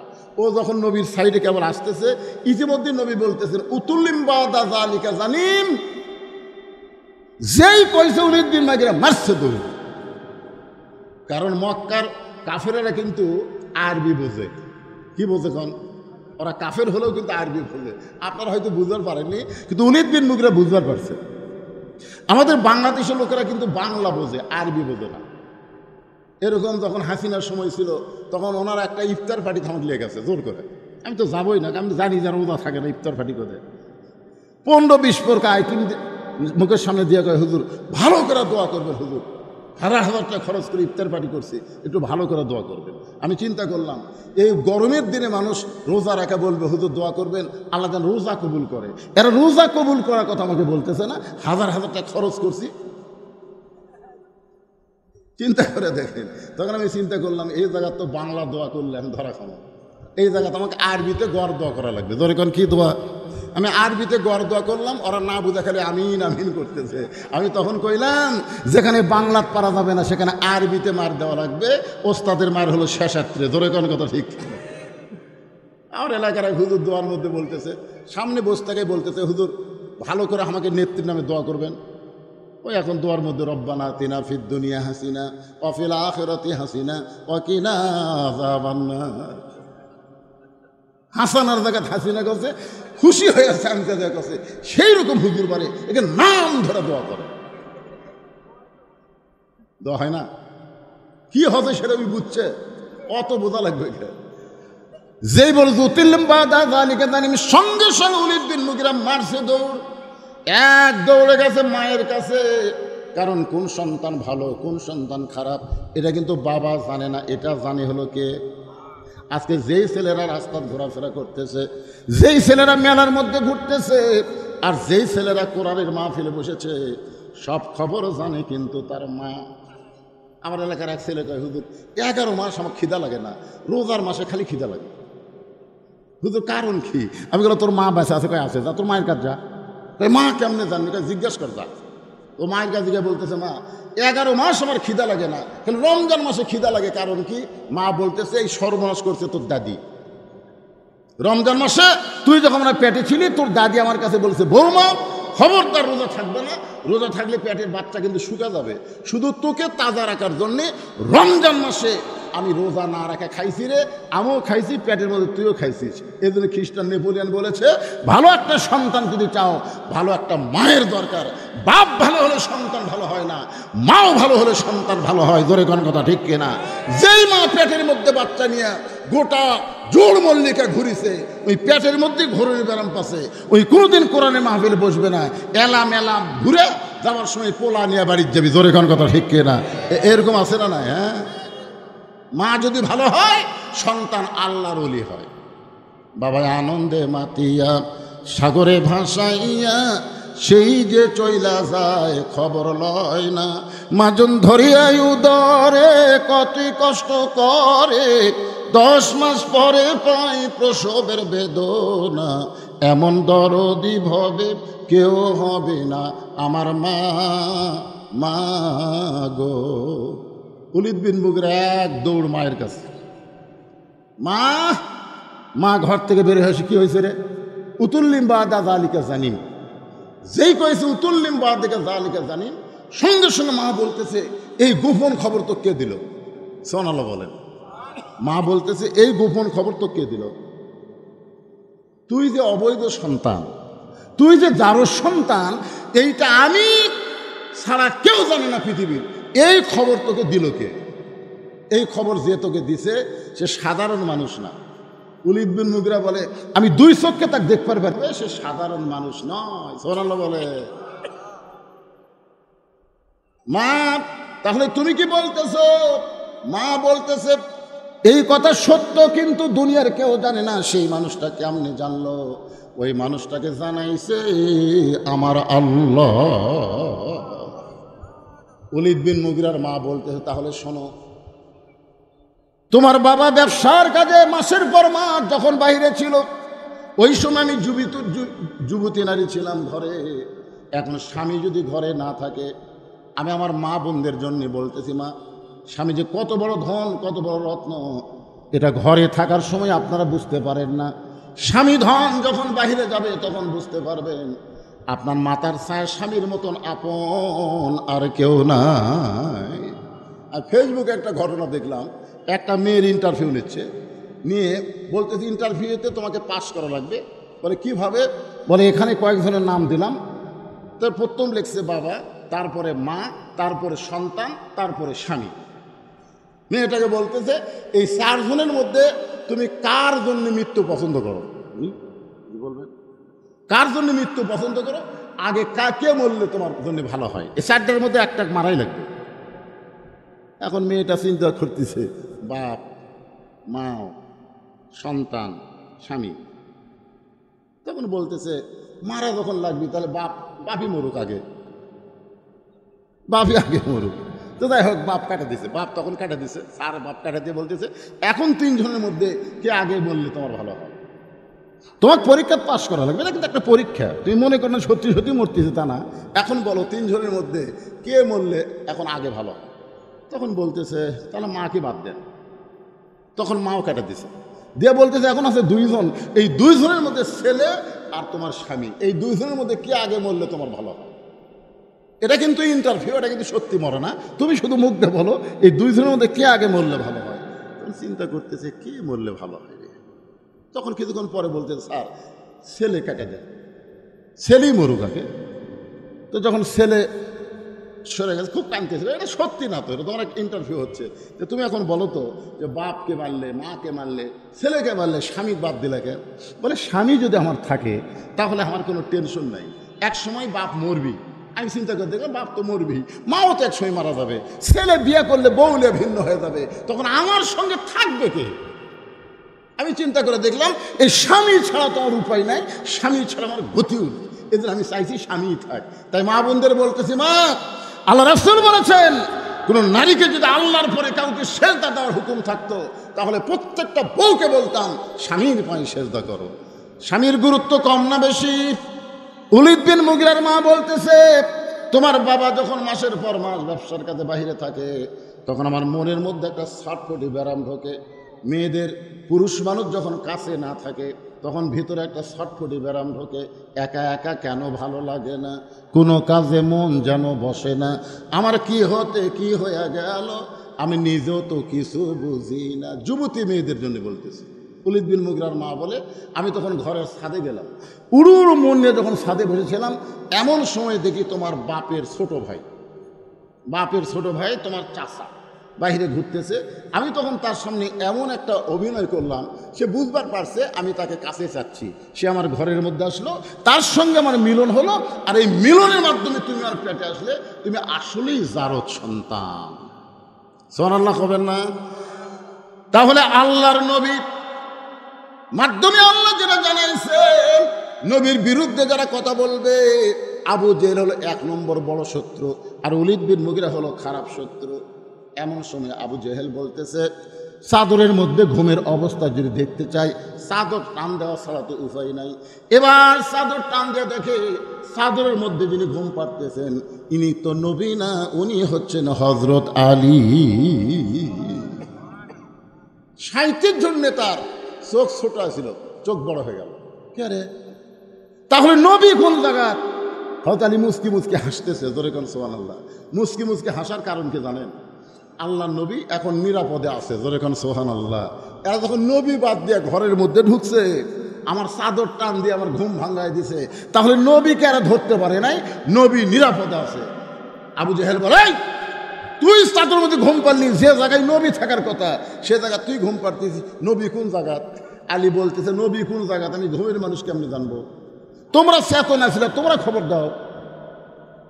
আবু জেহেল বলতেছে খামাখা এর সাথে সময় নষ্ট করে লাভ নাই, চলো আমরা খুঁজি পাহাড়ের কোনো গুহায়, হয়তো কোনো গুহায় আত্মগোপন করেছে। এই অল্প সময়ের মধ্যে বেশি দূর যাবার পারে নাই, 37 জন নেতা নিয়ে আবু জেহেল যখন পাহাড়ের গুহায় গুহায় খোঁজ করবে, এমন সময় হযরত আলী ঘর থেকে দরজায় গিয়ে এভাবে বুড়া আঙ্গুলি বের করে আঙ্গুল ঘুরাইতেছে।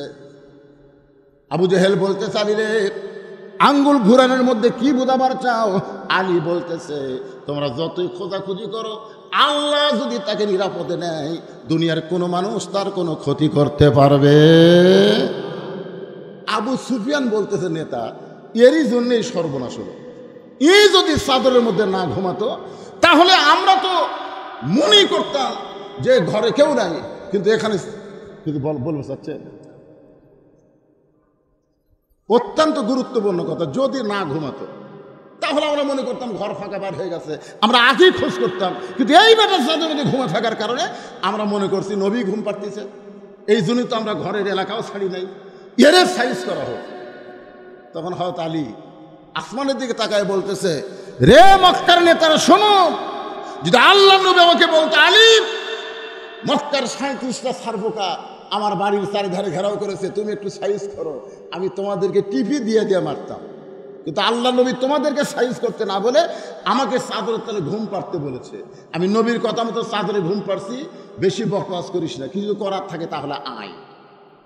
37 জন নেতাকে হযরত আলী যখন ডাকতেছে, এমন সময় আবু জেহেল বলতেছে ওর সঙ্গে গন্ডগোল করে আমরা জিততে পারবো না, এর সঙ্গে গন্ডগোল করতে পারবো না। হোসাইন বলতেছে আমার বাবা শুধু বিশ্ব আলেম না, আমার বাবা হলো বিশ্ববীর। মনে ভুলে গেছেন? আমার নানা শুধু বিশ্ব নবী না, আমার নানা হলো বিশ্ব নেতা। তো বিশ্ব নেতার কথা এতক্ষণ আপনাদের বললাম, এখন বিশ্ববীরের কথা একটু শোনেন তো, কেমন হযরত আলী বীর ছিলেন। তিহিমা প্রান্তরে নবী যখন সাহাবীদের নিয়ে আলোচনা করতেছে, এমন সময় আল্লাহ নবীর চোখ দিয়ে দর দর করে পানি পড়তেছে। সাহাবীরা বলতেছে ইয়া রাসূলুল্লাহ কি সুন্দর আলোচনা করতেছেন, আর এখনই আপনার চোখে আবার পানি আসলো কেমনে?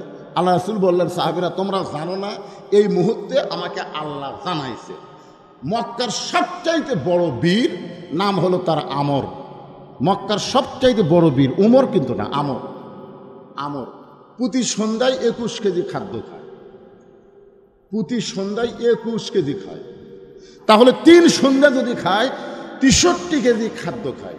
আর যে তরবারি নিয়ে যুদ্ধ করে, এই তরবারির নাম হলো এই তরবারির ওজন হলো 3.5 মণ। যে তরবারি নিয়ে আমর যুদ্ধ করে, এই তরবারির ওজন কত? 3.5 মণ। আজকে সে আমর কাবা ঘরের সামনে তরবারি থুয়ে কাবা ঘর ছুঁয়ে শপথ করে বলেছে, মুসলমানের নবীকে না মারা পর্যন্ত আমি দুনিয়ার কিছু খাবো না, দুনিয়ার কিছু পানও করবো না। আজকে কাবা ঘর থেকে শপথ করে ওই আমর আমি নবীকে হত্যা করার জন্যে মক্কা থেকে রওনা দিয়েছে। এই খবর আল্লাহ আমাকে দেওয়ার কারণে আমার চোখ দিয়ে দর দর করে পানি পড়তেছে। ওসমান গনি দাঁড়িয়ে বলে, ইয়া রাসূলুল্লাহ এত বড় বীর যখন আপনাকে হত্যা করার জন্য আসতেছে, তাহলে একটা কাজ করা, আপনি দোয়া করেন, আমরা সবাই আমিন আমিন করি, আল্লাহ যেন আমরের হাত পা অবশ করে দেয়। আমর যেন আপনার কাছে আসার আগেই তার হাত পা যদি অবশ হয়ে যায়, তাহলে আপনাকে মারবে হবে। আল্লাহ রাসূল ওসমান গনির কথা পছন্দ করে সাহাবীদের নিয়ে যখন দোয়া করার জন্য হাত তুলতে যাচ্ছেন, এমন সময় আল্লাহ তাআলা ফেরেশতা জিবরাইল পাঠিয়ে বলতেছেন, ইয়া আইয়ুহান নাবিয়্যু হারজিল মুমিনিনা আলাল কিতাল। ওগো নবী, যাদেরকে নিয়ে আপনি দোয়া করতেছেন, এই 2টা হাত খালি দোয়ার হাত না, এই 2টা হাত হলো অস্ত্র ধরার হাত। এই 2টা হাত দিয়ে শুধু দোয়া করলে হবে না, আমরা আলেমেরা বহু দোয়া করলাম, আমরা তাহাজ্জুদে নামাজ পড়ে দোয়া করেছি। আল্লাহ সাইদি হুজুরকে 13 বছর জেলখানায় বন্দি রাখছে, এরপরে জেলখানায় তার মৃত্যু হয় নাই, সেখান থেকে হাসপাতালে নিয়ে গিয়ে তাকে হত্যা করা হলো। আমরা দোয়া করেছি, চোখের পানি বের করে বুক ভিজায় ফেলছি, কিন্তু কাম হয় নাই। ছাত্র জনতার আন্দোলন জীবন দেওয়ার কারণে ওই ফ্যাসিস্ট কিন্তু পলাতে বাধ্য হয়ে গেল। জোরে কোন কথা ঠিক কি না? খালি দোয়া করছে না বার হচ্ছে? আবু সাইদকে 2 হাত করে দোয়া করছে না সিনা টান করে ডাঙাছে? আল্লাহ রাসূলকে আল্লাহ বলতেছে, ইয়া আইয়ুহান নাবিয়্যু হারজিল মুমিনিনা আলাল কিতাল। ওগো নবী, এই 2 হাত করে দোয়ার হাত না, এই 2 হাত হলো অস্ত্র ধরার হাত। সঙ্গে সঙ্গে নবী দোয়া বাদ দিয়ে বললেন, সাহাবীরা, মহাবীর আমর আমাকে হত্যা করার জন্যে মক্কা থেকে রওনা দিয়েছে, তোমাদের মধ্যে এমন কি কেউ আসো যা আমরের সামনে দাঁড়াবার পারবা? সমস্ত সাহাবীরা মাথা নিচু করে চিন্তা করতেছে যে প্রতি সন্ধ্যায় 21 কেজি খায়, আর তরবারির ওজন হলো 3.5 মণ। এই বীরের সামনে কে দাঁড়াবে? সবাই যখন চিন্তা করতেছে, এমন সময় পিছন দিক থেকে 11 বছর কয় বছর? 11 বছর একটা কিশোর বাচ্চা দাঁড়িয়ে বলতেছে, ইয়া রাসূলুল্লাহ আমি দাঁড়াবার চাই। আল্লাহ রাসূল বললেন, তুই কি আলী? বলে হ্যাঁ আমি আলী, এজলেস, বস বস। ছোট্ট মানুষ বুঝিস না, লাভ দিয়ে উঠছিস। এ সাহাবেরা, তোমার যদি এমন কে আসো ওই মহাবীর আমরের সামনে দাঁড়াবার চাও, সঙ্গে সঙ্গে হযরত আলী ডাকে বললেন, ইয়া রাসূলুল্লাহ, আমি আলী ওই আমরের সামনে দাঁড়াবার চাই। রাসূল বললেন বস। নবী আবার বললেন, সাহাবীরা, তোমাদের মধ্যে এমন কে কেউ আসো ওই মহাবীর আমরের সামনে দাঁড়াবার চাও, সঙ্গে সঙ্গে হযরত আলী দাঁড়িয়ে গেলেন। আল্লাহ রাসূল বললেন আয়। কাছে ডেকে বলতেছে, তুই আমরকে চিনিস? প্রতি সন্ধ্যায় 21 কেজি খাদ্য খায়, তুই সারা বছর খাসিস? তুই সারা বছরও তো 21 কেজি খাস নাই, আর প্রতি সন্ধ্যায় 21 কেজি খাদ্য খায়, 3.5 মজনের তরবারি নিয়ে যুদ্ধ চায়, আর সে আমর আমাকে হত্যা করে নিয়ে আসতেছে, তুই বারবার দাঁড়াস, তুই আমরকে চিনিস? আলী বলতেছে, ইয়া রাসূলুল্লাহ, আল্লাহর ঈমান আমার ভিতরে, নবীর মহব্বতের পাওয়ারে শুধু আমর নয়, পৃথিবীর তামাম বাতিলের সামনে আমি আলী একাই দাঁড়াবার চাই। জোরে করে সুবহানাল্লাহ। আল্লাহর ঈমান আমার ভিতরে। আল্লাযী খালাকাল মাউতা ওয়াল হায়াতা, মৃত্যুর হায়াতের মালিককে। জোরে করে আল্লাহর ঈমান আমার ভিতরে, আর নবীর মহব্বতের পাওয়ারে শুধু আমর নয়, পৃথিবীর তামাম বাতিলের সঙ্গে আমি আলী একা দাঁড়াবার চাই। সঙ্গে সঙ্গে আল্লাহ নবী আলীকে বুকের মধ্যে চাপকে ধরে বললেন, ওসমান, তোমার বাড়িতে কোনো তরবারি আছে? ওসমান গনি বলে, ইয়া রাসূলুল্লাহ, কুরবানি দেওয়ার সময় উট দুম্বা জব করার একটা ছুরি আছে। রাসূল বলেন, ওইটাই নিয়ে আসো। এক দৌড়ে ওসমান বাড়িতে গেলেন, একটা তরবারি নিয়ে আসলেন, যেই তরবারি দিয়া তিনি উট এবং দুম্বা জব করেন কুরবানির সময়। সেই তরবারি নবীর হাতে দিলেন। নবীর তরবারির দিকে তাকায় দেখে তরবারি মাপে হলো 1 কেজি, আর লম্বাই হলো 27 ইঞ্চি। 1 কেজি ওজনের তরবারি, 27 ইঞ্চি। আল্লাহ রাসূল বলেন, আলী, এই তরবারিটা হাতে নাও। আমর নিয়ে আসতেছে কয় মন? 3.5 মন। আর তার সামনে মাত্র 1 কেজি একটা তরবারি দিয়ে বললেন, তরবারির সামনে তসবি টুপি চলবে না, তরবারির বিনিময়ে তরবারি লাগবে। আজকে ভারত হুমকি মারছে পাকিস্তানও, পাকিস্তান হুমকি মারতেছে ভারতও। জোরে কোন কথা ঠিক কিনা? এরা কিন্তু হুমকির মধ্যে দিয়ে একসময় যুদ্ধ লাগবে না, কারণ জানে যে ভারতও মাল, পাকিস্তানও মাল। এরা খালি বাংলাদেশের বিরুদ্ধে লাগতেছে, কিন্তু আমরাও ভাগ্য করে একটা ডক্টর ইউনুস পাইছি, ওকে বুড়ে আঙ্গুল দেখাচ্ছে। জোরে কোন কথা ঠিক কিনা? কথা কি পাননি? ইউনুস পাননি? ইউনুস কিন্তু একটা ভাগ্যের ব্যাপার। আমি ছোটবেলায় বহু গজল গায়ে ফার্স্ট হয়েছিলাম। তার মধ্যে একটা গজল ছিল, ইউনুস নবীরে খাইল মাছেতে গিলিয়া, ফেরেশতা পাঠাইলেন আল্লাহ ইসমে আজম দিয়া, দমে দমে সে হরদম পড়ে সে ইসমে আজম, মাছেরই উদর হইতে বাঁচাইলা প্রাণ। সবাই বলেন আল্লাহু আল্লাহু, তুমি জাল্লে জালালুহু, শেষ করা তো যাই না গে তোমার গুণগান। আল্লাহু আকবার। একটা মাছ ইউনুস নবীরে খাইছিল, হজম করতে পারে নাই। এখন বাংলাদেশের ক্ষমতার চেয়ারে ইউনুস বসে আছে। ভারত তোমরা যতই চেষ্টা করো, বাংলাদেশে কিছুই করতে পারবে না। জোরে কর কথা ঠিক কিনা? হ্যাঁ, অন্য কেউ যদি ক্ষমতার চেয়ারে যেত, এতদিন ভারত যে কি করতো রে ভাই। কিন্তু ইউনুস তো এই দেখেন, এখন আবার শুনলাম যে উনি নাকি এখানকার ভোট দেওয়ার পরেই, সামনে ডিসেম্বরে ভোট দেওয়ার পরেই উনি জাতিসংঘের মহাসচিব হওয়ার পথে আসছে। সোনাল্লাহ কর না কেন? আয় আয়, ডোনাল্ড ট্রাম্প পর্যন্ত তার দিকে খাড়া হয়ে সার কয়।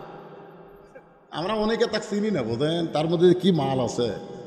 গোটা পৃথিবীতে মাত্র 7 জন 3টা শ্রেষ্ঠ পুরস্কার পাচ্ছে। গোটা পৃথিবী শুদ্ধা মাত্র 7 জন, তার মধ্যে ডক্টর ইউনুস একটা। 3টা পুরস্কার লাগাতার পাচ্ছে, শ্রেষ্ঠ পুরস্কার। তার মধ্যে একটা হল নোবেল পুরস্কার, আমেরিকার অ্যাওয়ার্ড পুরস্কার, এরকম 3টা পুরস্কার। তার মধ্যে কি যোগ্যতা আছে আমরা অনেকেই বুঝতে পারতেছি না। কাতারের লক্ষ লক্ষ কোটি টাকা হাসিনা ঋণ করেছিল, ইউনুস সরকার যাওয়ার আগেই পরিশোধ হয়ে গেছে। সোনাল্লাহ কন্যাকের কথা কম। কিন্তু বুড়া মানুষ তো কাম একটু ধীরে ধীরে। বুড়া মানুষের কাজ কি খুব তাড়াতাড়ি হয়? দেখেন 85 বছর বয়স, এই 85 বছরের বুড়া মানুষের কাজ আমরা খালি তাড়াতাড়ি করি, তাড়াতাড়ি হয়। বুড়া মানুষের কাম হচ্ছে ধীরে ধীরে। কতক্ষণ ঠিক কিনা? ধীরে ধীরে কিন্তু সব সাইজ হচ্ছে। সাইজ হচ্ছে না ভাইজান?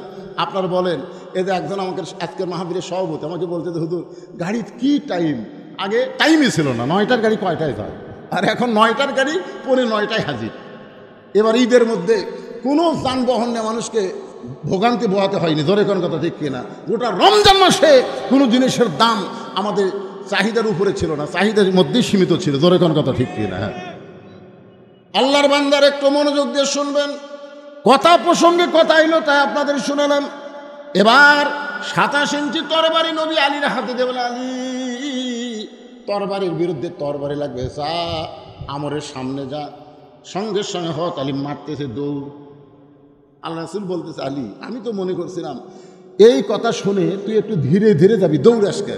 আলী বলতেছি, ইয়া রাসূলুল্লাহ আপনাকে হত্যা করার জন্য অনেক আগেই আমর রওনা দিয়েছে, আমি যদি আস্তে আস্তে যাই তাহলে আমর তো আরো অ্যাডভান্স করবে, এই জন্য জোরে দৌড় মারতেছি।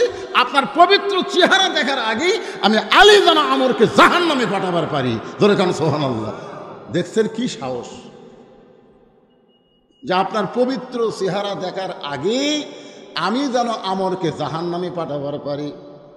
কি বলতেছেন ভাই, কিছু বলতেছেন? আবহাওয়া খারাপ,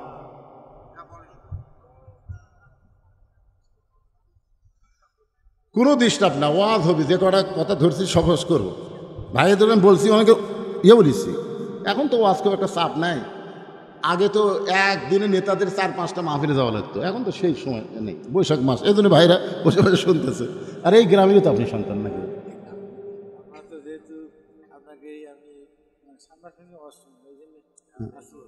বিরক্ত হয়ে আছেন না? আচ্ছা ঠিক আছে,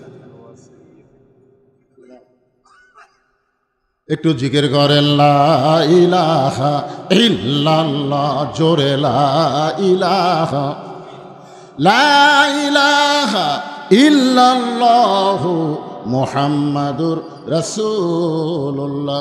সকলে বলি সাল্লাল্লাহু আলাইহি ওয়াসাল্লাম। এত জোরে আমর দৌড় মারছে, হযরত আলী দৌড় মারছে, আমরের সামনে চলে গেছে। সুবহানাল্লাহ কোন 1002 কাফের আমর সামনে, আর 1002 কাফের মিছিল করতেছে। মুসলমানের নবীকে কেউ বাঁচাবার পারবে না, মুসলমানের নবীকে কেউ বাঁচাবার পারবে না।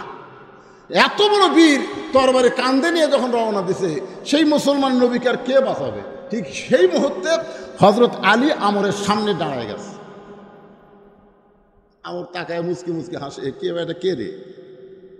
ছোট মানুষ, মাত্র 11 বছর বয়স। কয় বছর বয়স? আর হাতের মধ্যে যেটা আছে, আপনারা গরু জব করে তার নাম কি? ছুরি। আর যেইটাতে চামড়া ছিলেন চাকু। তা আমরের কাছে ওটা একটা চাকুর মতো, ছোট্ট একটা বাচ্চা চাকু নিয়ে সামনে দাঁড়ায় গেছে। আমর হুঙ্কার দেয়, এই তোর কি বাপ মা নাই? এত বড় বীরের সামনে তো কে পাঠায় দিল রে? তোর কি বাপ মা নাই? এই দুনিয়াতে তোর আপন বলতে কেউ কি নাই? যে এত বড় বীরের সামনে তোরে পাঠাই দিল। সঙ্গে সঙ্গে হযরত আলী আল্লাহর কোরআন থেকে একটা আয়াত পড়ে ওই চাকুর আগায় একটা ফু দিয়া আমরের সামনে একটা দাগ দিলেন। জোরে কোন সুবহানাল্লাহ। পবিত্র কোরআন শরীফের একটা আয়াত, ওই চাকুর আগার উপর একটা ফুৎকার দিয়া ওই চাকু দিয়ে আমরের সামনে একটা দাগ দিয়ে বললেন, তুই কত বড় বাপের বেটা! আল্লাহর নবী তো দূরের কথা, এই দাগটা ডেঙ্গায় তুই এক ধাপ সামনে যা। জোরে খান সুবহানাল্লাহ। কথাটার দিকে খেয়াল করবেন, তুই কত বড় বাপের বেটা, তুই নবীক মারবি? নবীক তো মারা দূরের কথা, খালি যে দাগটা দিলাম, এই দাগটা ডেঙ্গায় তুই এক ধাপ সামনে যা। সঙ্গে সঙ্গে ওই কথার দ্বারা আমরের বুকের মধ্যে এমন একটা ভীতি সঞ্চার হয়েছে। আলীর হাঁককে বলা হয় হায়দারি হাঁক। জোরে কোন কি হাঁক? আলী হায়দার। হয়তো আলীর কিন্তু আর একটা নাম ছিল হায়দার। আলীর হাঁককে বলা হয় হায়দারি হাঁক। এত জোর হাঁক মারছে, কাফেরের বেটা, শয়তানের পাঁটা, তুই কত বড় বাপের বেটা, আল্লাহ নবীক মারবি, খেলে দাগটা ডেঙ্গা, খেলে এক ধাপ সামনে যা। একটা হাঁকে গোটা দেহ থর থর করে কাঁপতেছে। সমস্ত কাফেরা বলে মারেন মারেন। ছোট্ট একটা বাচ্চা কি কয়, আর সেইটা শুনে আপনি কেন ব্রেক করলেন? মারেন মারেন। সবাই যখন মারেন মারেন বলতেছে, এমন সময় আমর 3.5 ওজনের তরবারি ঘাট থেকে নিয়ে আলীকে ভয় দেখানোর জন্য যখন মারছে, ইত্তাকু ফিরাসাতাল মুমিনিনা ফাইন্নাহু ইয়ানজুরু বিনুরিল্লাহ। অতালি তাকায় দেখে ওই 3.5 ওজনের তরবারি, ওইটা তরবারি নাই, ওটা আল্লাহ বানায় দিছে কাঠের তক্তা। বারবার নমরুদ বলে, ইব্রাহিম এত বড় আগুনের চুলা বানাইছি, তোমার মতন 1000 ইব্রাহিমকে ফেলে দাও, মাত্র পুড়ে ছাই হয়ে যাবা। তোমাকে মারার জন্য এত বড় চুলা লাগতো না, কিন্তু এমনভাবে তোমাকে পুড়াবো, পড়া মাত্রই তুমি যেন দুনিয়া থেকে শেষ হয়ে যাও। একটা বার তাকাও, একটাবার তাকাও। কিন্তু আমাদের জাতির পিতা হযরত ইব্রাহিম নমরুদের চুলার দিকে একটাবার তাকায় না। আল্লাহ বলে ইব্রাহিম একটাবার তাকাও। বারবার যখন তাকাবার বলে তুমি তাকাও। এবার আমাদের জাতির পিতা আল্লাহর কথা মতো তাকায় দেখে আগুনের চুলা নাই, আল্লাহ শান্তির বাগান বানায়া দিছে। বারবার ফেরাউন বলে মুসা, 3 দিকে আমরা সৈন্য সামন্ত দাঁড়ায় গেছি, পলাবার কোনো রাস্তা নাই, একটা রাস্তা সেইটা হলো সাগর। তুমি এখন সাগর ছাড়া তোমার বাঁচার আর কোনো পথ নাই। 3 দিকে আমরা সৈন্য দাঁড়িয়ে গেছি অস্ত্র নিয়ে, এখন তুমি কেমনে পলায়ে যাবে? আল্লাহ বলে মুসা রে, বারবার ফেরাউন তোকে সাগর দেখাই, একটাবার তাকায় দেখো। মুসা নবী তাকায় দেখে হাতের লাঠির আঘাতে ওই সাগর নাই, আল্লাহ 12 লাইন রাস্তা বানায়া দিছে।